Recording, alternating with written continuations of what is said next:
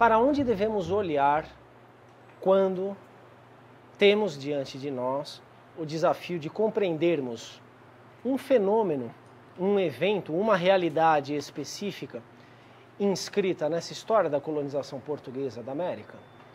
Para onde deve, enfim, se voltar o nosso olhar? Obviamente, nenhum desses aspectos, nenhum fato, nenhuma realidade específica, nenhuma feição social específica, ela é compreensível apenas por ela mesma. Nós temos, na história desse Brasil dos séculos XVI, XVII, XVIII e XIX, uma história de modificações de lógicas históricas. Pouca coisa nos autoriza a concebermos essa história como assentada numa base única, que autorizaria supostamente uma compreensão uniforme dessa história. Por uniforme, eu não estou me referindo à ausência de diferenças entre acontecimentos, entre processos, mas estou me referindo à suposta ausência de diferenças da natureza da nossa compreensão desses projetos, desses acontecimentos, desses momentos. Podemos então fazer um apanhado, desde, vou adotar uma cronologia tradicional, desde 1500 até 1822, nós temos lógicas históricas diferentes. É disso que eu estou falando. Em 1822, podemos identificar um marco essencial na criação de uma nova lógica histórica. Nem tudo acontece momentaneamente em 1822, de repente em 1822. Já conversei sobre isso em aulas anteriores. No entanto, nós temos aí nesse processo de independência, nós temos então no encerramento desse processo de independência, a consolidação do Estado, da nação no Brasil, nós temos aí o advento de algo substantivamente novo. Mais novo do que as novidades observadas em todo esse período anterior. Façamos então um apanhado dessas lógicas históricas a envolverem o que de modo muito fácil, excessivamente direto, muito bruto, costuma se entender como a história do Brasil colonial, ou a história do Brasil colônia, ou a história, enfim, da colonização do Brasil, como quer que seja. Façamos então um apanhado dessas diferentes lógicas históricas. Eu já afirmei aqui nesse semestre, afirmei também no semestre anterior, que a colonização deve ser entendida como um processo de escala mundial. Sim, a afirmação em si ela é banal, Quando retirada de quando despida de suas implicações mais profundas, ela não tem caráter polêmico nenhum. Ela é consensual, todo mundo é capaz de concordar com isso.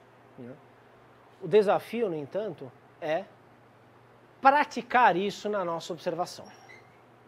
Ou seja, nos perguntarmos até onde devemos levar a nossa observação quando estamos falando dessa colonização, que é um fenômeno em escala mundial. Nos primeiros anos de presença dos portugueses, como vocês já sabem, aqui no continente americano,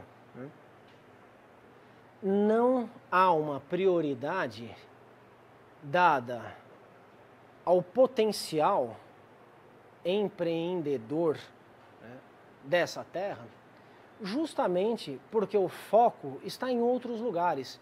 E isso não é uma aberração, isso não é um desvio da inteligência portuguesa, isso não é um erro de cálculo, não é nada disso.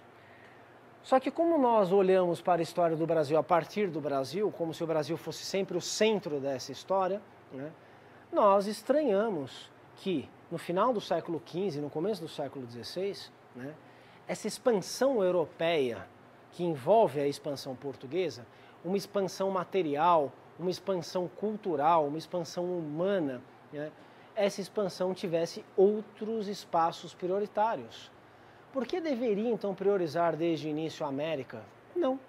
Portugal tem outras prioridades, porque a América é quase que um acidente de percurso. A prioridade então é o mundo índico, é o mundo asiático e cada vez mais o mundo africano também.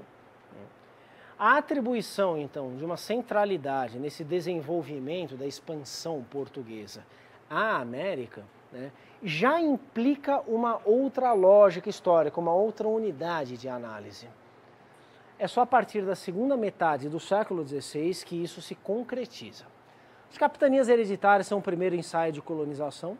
Não tem colonização da América por portugueses antes das capitanias hereditárias. É um sistema de início malogrado, né? No entanto, já traz consigo uma vontade, né? Um ímpeto colonizador. Porque a colonização aqui implicará em um sistema. Não é a simples presença dos portugueses na terra, vocês já sabem disso. A implicação maior, né, sistêmica dessa colonização é a que faz com que o que se passe nessa América se articule direta ou indiretamente com o que se passa em outros espaços. Por volta de 1570, por volta de 1580, já estão bem definidos os padrões de colonização a serem praticados pelos portugueses na América.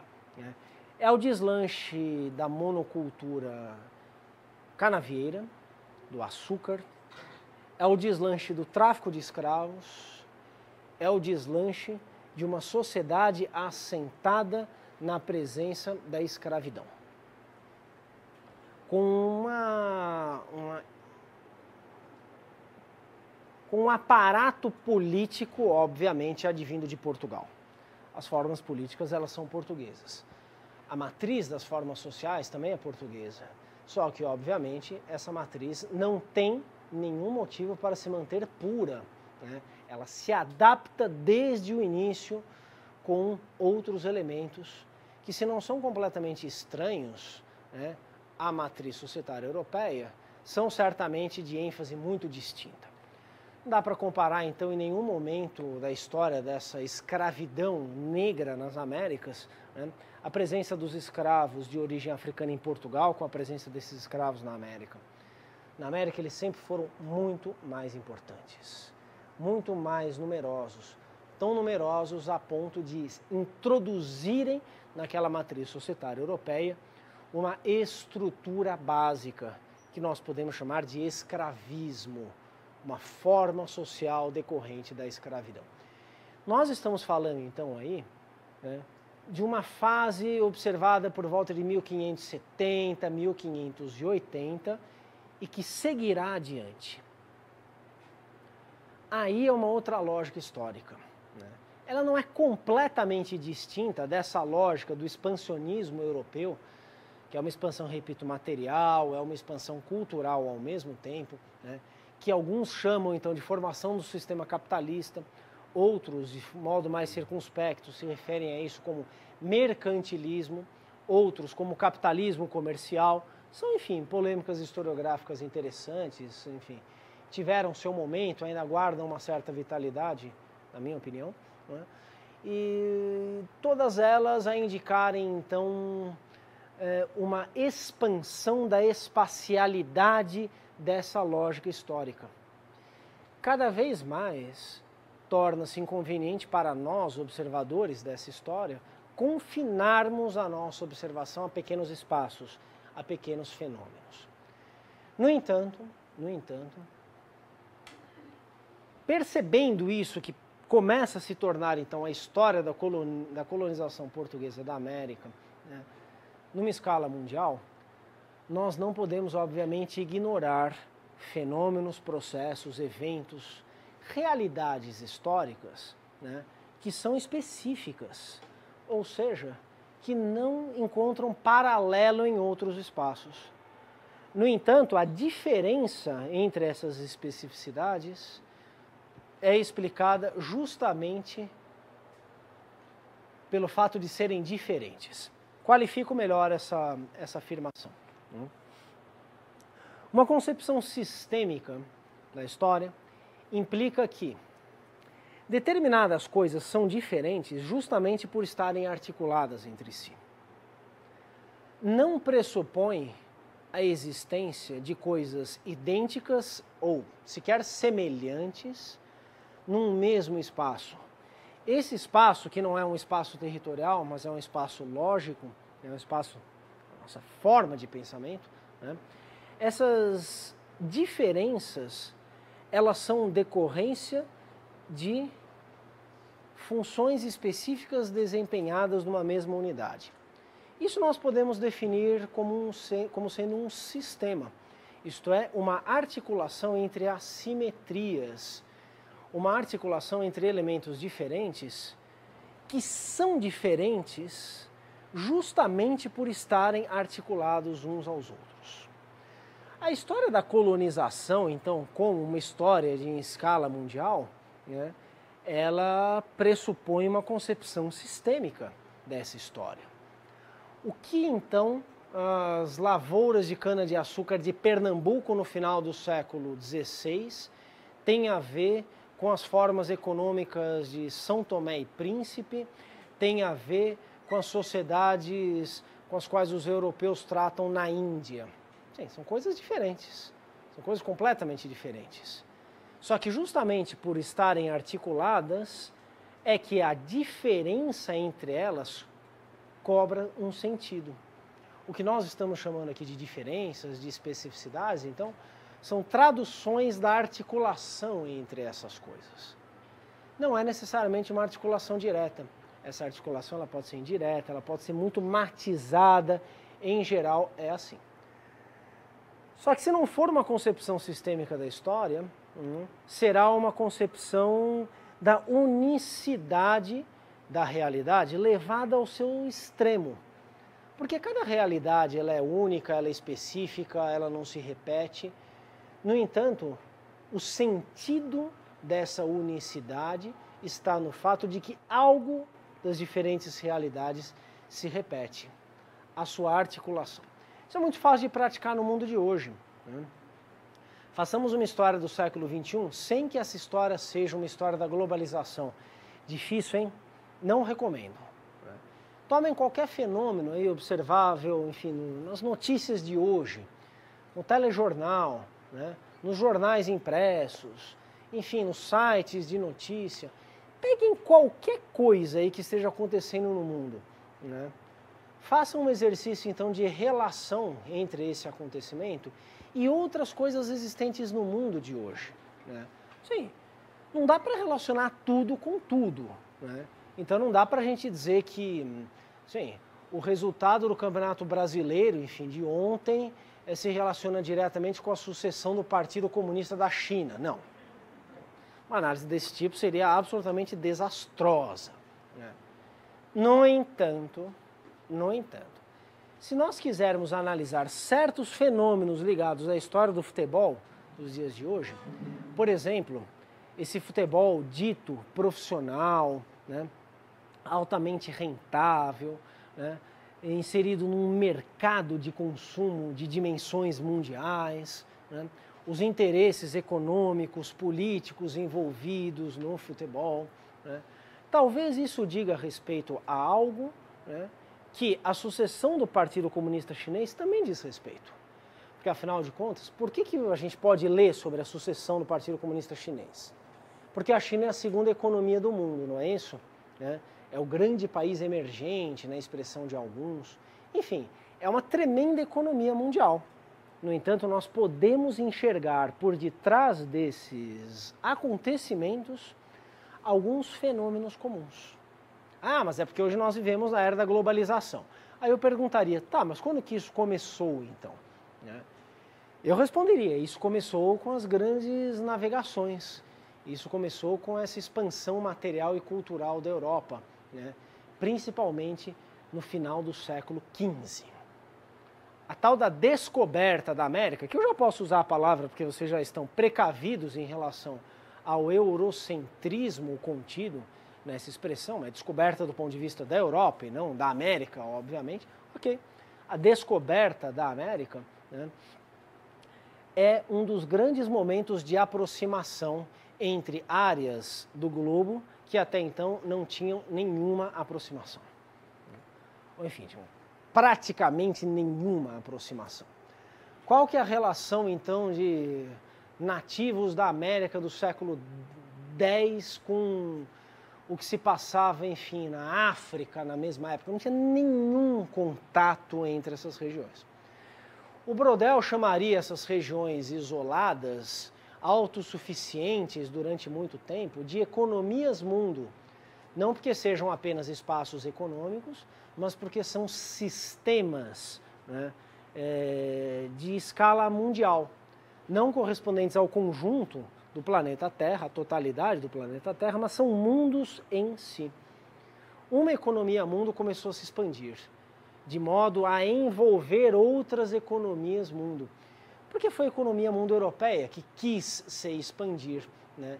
E não a economia mundo, enfim, do altiplano mesoamericano, por exemplo, né? Aquela economia mundo com a qual os espanhóis começaram a travar contato, né, com a conquista da América, com a conquista do México. Aquilo era uma outra economia mundo. Uma se expandiu em direção à outra, embora aquela outra também tivesse se expandido dentro de certos limites, de modo a configurar os limites da sua existência histórica. E isso sempre em mutação. Mas nunca houve uma economia mundo tão expansionista quanto aquela europeia da época das grandes navegações. Portanto, essa expansão europeia, ela não é uma eliminação total e completa das realidades às quais ela se articula. Ela se articula a realidades, ela não se sobrepõe por completo, embora ela ensejasse valores de sobreposição. Porque, afinal de contas, essa não é uma expansão apenas material, é uma expansão também cultural. E o caldo essencial dessa expansão cultural é a noção de uma superioridade, né? É a ideia de que a expansão material, ela é fundamentada na expansão da cristandade. Não são apenas interesses econômicos, obviamente, que movem a colonização. São interesses religiosos. Esse primum mobile religioso, então, dessa expansão europeia, caracteriza o eurocentrismo desse movimento. É a ideia de que a Europa deve se sobrepor aos outros povos, às outras regiões. Por isso, então, ela é muito mais impetuosa do que outras expansões. Por isso, sem dúvida, ela é mais bem-sucedida em termos de ser o início de uma mundialização dessas economias mundo. Veja, que não se submetem, repito, por completo à economia mundo europeia, mas que passam a se conectar a partir da expansão europeia. Eu dizia, então, né, que a inserção do movimento colonial português nisso daí, né, implica uma espacialidade que está se construindo. O que tem a ver, então, o governo geral da Bahia, né, instalado em 1549, né, com os aborígenes da Nova Zelândia, em 1549? Não tem nada a ver. Tem nada a ver. Não tem nenhuma relação. Né? Mas, quando os aborígenes da Nova Zelândia começarem a desaparecer muito rapidamente, né, pelo contato estabelecido com os britânicos no final do século XVIII, né, a Nova Zelândia, via Grã-Bretanha, se conecta com a América Portuguesa. Há algo que passa, né, por esses espaços. Aí nós estamos diante, então, de um adensamento desses circuitos de globalização. Eles não existem plenamente no século XVI, eu peguei o exemplo da metade do século XVI, porque são circuitos históricos, ou seja, eles também se modificam. Eles são criados, eles se adensam, alguns desaparecem, outros se mantêm, né? Só que eles vão configurando, então, a tessitura dessa espacialidade, né, a envolver a história da colonização portuguesa da América, a envolver a América de colonização portuguesa, né? Essa espacialidade, então, com essa tessitura, que por seu turno nos indica a unidade histórica que nós temos que compreender, o que nós temos que levar em conta, até onde nós devemos observar para compreendermos o específico, a aquele dado, aquele acontecimento, aquele processo. Entre 1580 e 1640, né, a América Portuguesa e o conjunto do Império Português foram incorporados ao Império Espanhol. Vocês já sabem disso. Entre 1580 e 1640, então, Portugal e seus domínios fizeram parte do Império dos Habsburgos espanhóis. Né? A dinastia borbônica, ela reinará na Espanha a partir do início do século XVIII. Os Habsburgos espanhóis, então, eles construíram um império de dimensões gigantescas, né? Talvez, sem dúvida, o de dimensões territoriais, se nós adotarmos o critério da descontiguidade territorial, como o mais amplo da história até aquele momento. Posteriormente, o Império Britânico será mais amplo, mas é um outro tipo de colonização, esse do Império Britânico do século XIX. É menos territorialista. Os espanhóis, eles criam espaços, eles criam jurisdições, eles se enraizam nesses territórios. Os impérios, então, de Carlos V, Filipe II da Espanha, né, são os de maior vastidão territorial da história até aquele momento. Império Romano, Império de Gengis Khan são impérios de contiguidade territorial. Esse Império Espanhol, ele está espalhado pelo mundo. E Portugal e seus domínios fazem parte disso. Temos aí um novo quadro, então, de interpretação, de observação desses fenômenos da história da América Portuguesa. Não é radicalmente distinto do que se observava antes de 1580, mas há algo de específico, há uma moldura própria, né, desse cenário que nós precisamos considerar. Quando se faz independente em 1640, então, Portugal, em decorrência os seus domínios, né, buscam uma nova inserção no panorama mundial. Uma das marcas fundamentais dessa nova inserção de Portugal e seus domínios no panorama mundial, a partir de 1640, é a definitiva atlantização do Império Português. O Império entrara em declínio no mundo oriental, no Oceano Índico, na Ásia, na costa leste da África, entrara então em declínio, praticamente desaparecera por conta daquele vendaval expansionista do Império Holandês no século XVII, quando Portugal e seus domínios ainda faziam parte então do Império Espanhol, contra o qual se volta o Império Holandês preferencialmente, né? Aquela grande guerra mundial, a qual se refere o Boxer, né? Uma guerra entre Holanda e Espanha no século XVII, uma guerra a envolver os territórios europeus.